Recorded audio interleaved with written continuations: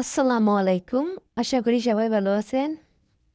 সকাল সকাল বাসার আশপাশটা একটু ঘুরতে বের হয়েছিলাম। তারপরে দেখি আমার বাসার সাথে একদম ওয়ালের সাথে বিল্ডিংয়ের সাথে অনেকগুলা হেলেঞ্চা শাক। শাকগুলো দেখে একদম লকলকা মন চাইছে যে রান্না করে খাই। তো যে কথা সেই কাজ। তারপরে শাকগুলো এখন টোকাতে বের হয়ে টোকায় নিয়ে আসলাম। তো এখন বাসায় চলে আসলাম। তো এই দেখেন বাসা থেকে একদম আমার বাসার সাথে দেখা যাইতেছে শাকগুলা। আমি অনেকগুলা শাক টুকাইছি, তারপরও অনেকগুলা শাক এখানে আছে।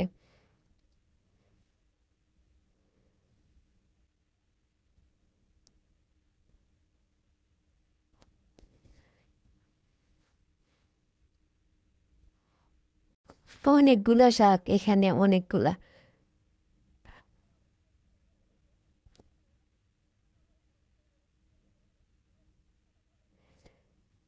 তারপরে শাকগুলো এনে আমি রেখে দিলাম। এখন একদম ঘরটা পরিষ্কার করে নিয়ে পুরোটা ফ্ল্যাট পরিষ্কার করে নিলাম। আর সকাল সকাল ওই 2 রুমে বাচ্চারা ঘুমাইতেছে, আমি ডাইনিং রুমটা রান্নাঘরটা একদম পরিষ্কার করে একদম ফ্রেশ করে নিলাম। ঘরটা একদম চকচকা চকচকা করে নিলাম। আর এদিক দিয়ে বাচ্চারা সবসময় বাথরুমে যাওয়ার দোয়া ভুলে যায়, তারপরে অজু করার দোয়া ভুলে যায়, তারপরে খাওয়ার সময় দোয়া ভুলে যায়, তারপর অজু করার আগে কী পড়তে, অজু করার পরে কী পড়তে, এগুলা সবসময় মনে থাকে না। এই জন্য আমি এগুলা অনলাইন থেকে এনে যেখানে যেটা সেখানে সেটা বসিয়ে দিয়েছি। ঘরের ঢুকার সময় কোন দোয়া পড়তে হয়, তারপরে খাবার খেতে সময় কোন দোয়া পড়তে হয়, জায়গায় আমি বসিয়ে দিয়েছি। অবশ্যই এটা দেওয়ার পরে আমার বাচ্চারা সবগুলো দোয়া শিখে গেছে, মাশাল্লাহ।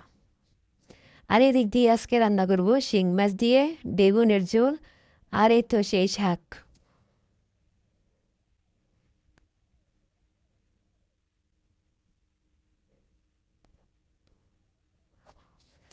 আর এদিক দিয়ে আমি শিং মাছগুলো কেটে নিয়েছি। এখন এগুলা মানে আমরা এইভাবেই শিং মাছ পরিষ্কার করি, পেঁপে পাতা দিয়ে ভালো করে একটু কষলে নিলে একদম পরিষ্কার হয়ে যায়।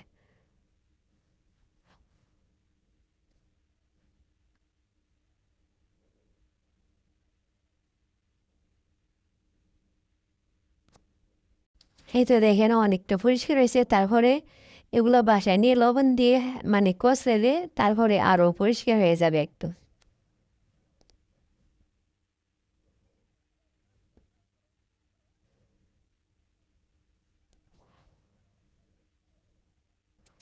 এখন বাসায় চলে আসলাম ছাদে থেকে। প্রথমে মানে আমি শাকগুলা কেটে নেই, আর এদিক দিয়ে শাকগুলো একটু বাছাবাছি করি। আর এদিক দিয়ে দেখেন বৃষ্টি পড়তেছে।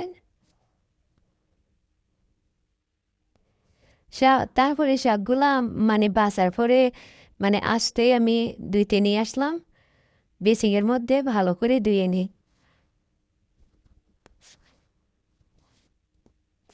তারপরে এগুলা মাছ, তারপরে বেগুন, শাক একদম ভালো করে কেটে পরিষ্কার করে একদম রান্না করার জন্য একদম পরিষ্কার করে নিলাম। এই দিক দিয়ে শাক বসিয়ে দিলাম।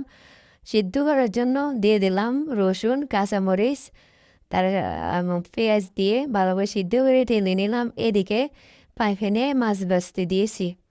তারপরে ওই তেলের মধ্যে মানে শুকনো মরিচ দিয়ে দিলাম।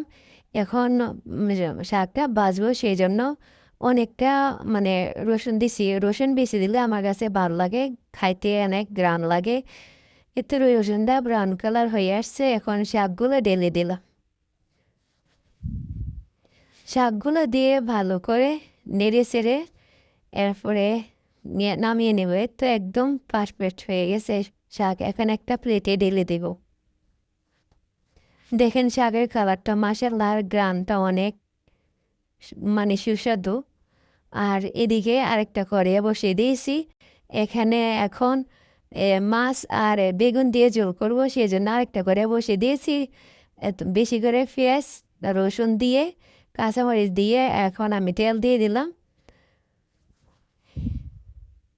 এবার নাড়াচাড়া করার পর এখন পেঁয়াজটা ব্রাউন কালার হয়ে আসছে।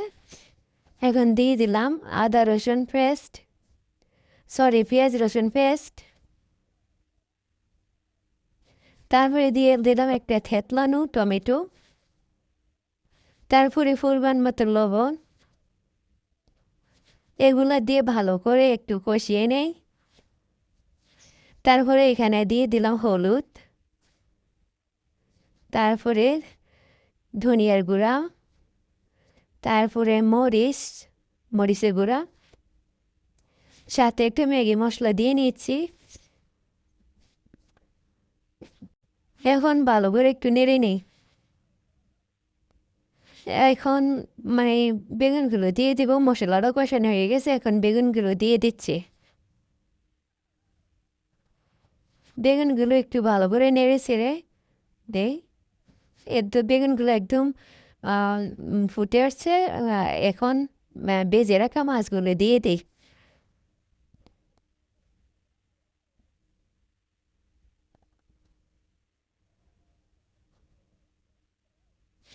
এতে একটু ভালো করে নেড়ে ছেড়ে দিলাম। এখন মাছগুলো হয়ে গেছে, এখন নামিয়ে নিব। এদিকে ভাত বসাই দিয়ে দিলাম, চাল দিয়ে নিয়েছি, এখন ভাত বসাইতে দিয়ে দিব। আর শাকটা দেখেন মাশাআল্লাহ কি সুন্দর কালার আসছে। তারপরে এখানে আমি ভাত হয়ে গেছে, এখন আমি একটা প্লেটে মানে শাক আর মাছ টমেটো মানে বেগুন নিয়ে নিলাম। প্রথমে শাকটা দিয়ে খাই, অনেক মজা লাগছে একদম। মানে ন্যাচারাল কোনো সার নাই, কিছু নাই, একদম খাবারটা অনেক মজা লাগছে আসলে। কি না কয়, মাঝে মধ্যে এরকমও শাক খাইতে অনেক ভালো লাগে। ভিডিও তো এই পর্যন্ত। তো কেমন আছে আপনারা আমার ভিডিওটা দেখেন, কমেন্ট করবেন, তাইলে বুঝতে পারবো আসলে কেমন হচ্ছে না হচ্ছে। কারণ